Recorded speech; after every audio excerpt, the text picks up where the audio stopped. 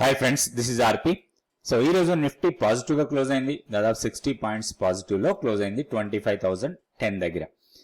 ఈ రోజు Nifty 50 stocks లో 28 స్టాక్స్ పాజిటివ్ గా ఉంటే 22 స్టాక్స్ నెగటివ్ లో క్లోజ్ అయ్యాయి.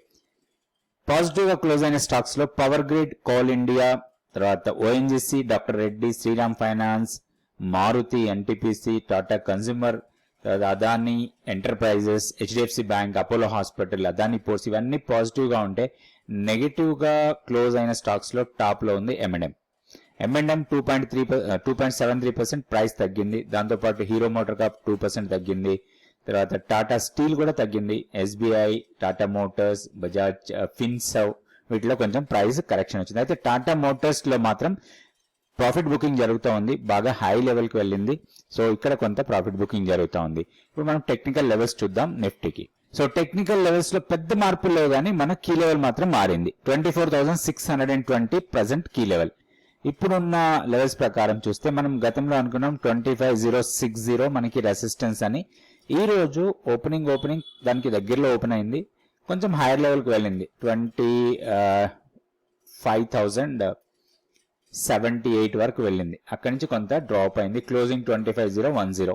సో ఇప్పుడు అగైన్ మనకి ఇదే రెసిస్టెన్స్ లాగా ఉంటుంది, 25,060 అండ్ 25,080. ఆ 20 పాయింట్స్ జోన్ మనకి రెసిస్టెన్స్ పాయింట్ లాగా ఉంటుంది. దాన్ని బ్రేక్ చేస్తే మాత్రం 25,225 వరకు అప్ సైడ్ కి వెళ్ళొచ్చు. మనం అదే డౌన్ సైడ్ చూసుకుంటే ఇప్పుడు ఇమీడియట్ సపోర్ట్ 24,910. సో దీనికన్నా కిందకు వస్తే మాత్రం 24,790 ఇమీడియట్ సపోర్ట్. ఇది టీ లైన్ సపోర్ట్. మన కీ లెవెల్ 24,620. ఈ లెవెల్స్ దృష్టిలో పెట్టుకొని మనం పాజిటివ్ బయాస్ తోనే మనం నిఫ్టీలో ట్రేడ్ చేయొచ్చు. అయితే పొజిషనల్ గా చేసేటప్పుడు మాత్రమే పాజిటివ్ బయాస్ ఉండాలి. ఇంట్రాడే చేసేటప్పుడు ఇంట్రాడే లెవెల్స్ చూసుకొని దాని ప్రకారం మనం ట్రేడ్ చేసుకోవచ్చు. నెక్స్ట్ మనం బ్యాంక్ నిఫ్టీ చూద్దాం. ఇది bank Nifty daily candlestick chart. So ఈ రోజు హెవీ మూమెంటం ఏం కనపడలేదు. లాస్ట్ 2-3 డేస్ నుంచి హెవీగా మూమెంటం కనపడలేదు బ్యాంక్ నిఫ్టీలో. అయితే ఇప్పుడున్న లెవెల్స్ ప్రకారం 52,110 మన కీ లెవెల్. ఈ లెవెల్ కన్నా పైకి వెళ్తే కొంచెం ర్యాలీ కంటిన్యూ కావచ్చు, అదర్వైజ్ కొంత కన్సాలిడేట్ అయ్యే అవకాశాలు ఎక్కువ కనపడుతున్నాయి. ఇప్పుడు ఇమీడియట్ సపోర్ట్ 51,427 వీక్లీ పివోట్ దగ్గర ఉంది. దాన్ని బ్రేక్ చేసి కిందకు వస్తే 51,186, తర్వాత 51,023. 51,023 ఇది 50 డేస్ సింపుల్ మూవింగ్ యావరేజ్. ఇది మంచి సపోర్ట్ తీసుకోవడానికి అవకాశం ఉంది బ్యాంక్ నిఫ్టీలో. సో హైయర్ లెవెల్లో ఈ రోజు హైనే ఫస్ట్ రెసిస్టెన్స్ లాగా తీసుకోవచ్చు 51,880.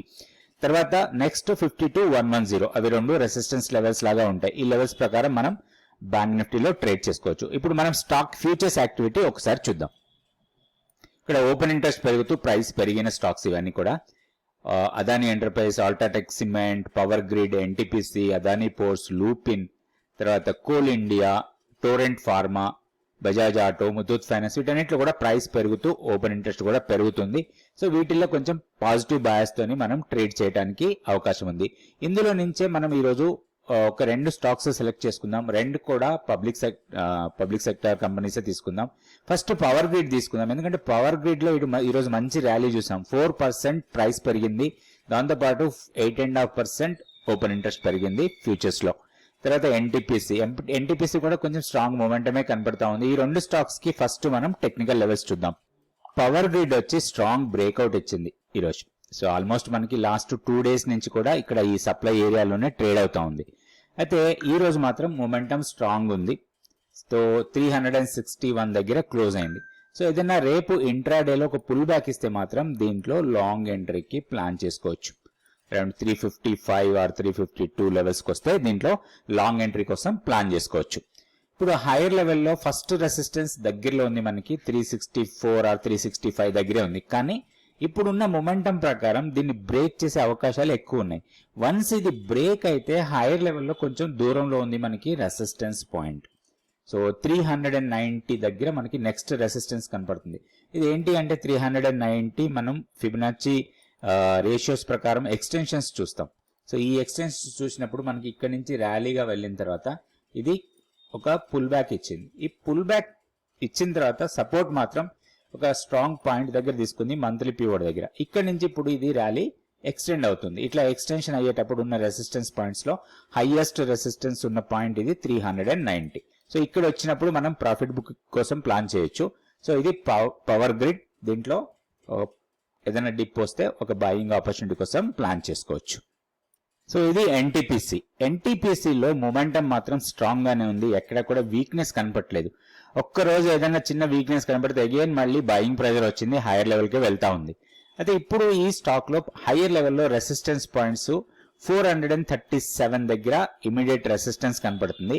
ఒకటి మనకి ఏదైనా పుల్ బ్యాక్ ఇచ్చి 407 ఆర్ 410 లెవెల్స్ కి వస్తే మాత్రం దీంట్లో ఒక లాంగ్ ఎంట్రీకి ప్లాన్ చేయొచ్చు.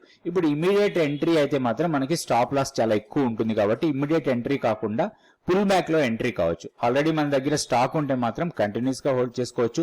అరౌండ్ 437 ఆర్ 440 లెవెల్స్ దగ్గర కొంత ప్రాఫిట్ బుకింగ్ చేసుకొని మళ్ళీ లోయర్ లెవెల్లో తిరిగి కొనుక్కోవడానికి అవకాశం ఉంటుంది.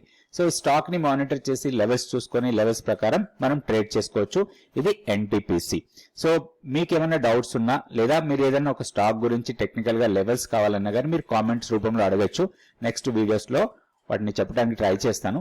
థ్యాంక్ యూ అండి. Thank you so much for watching this video.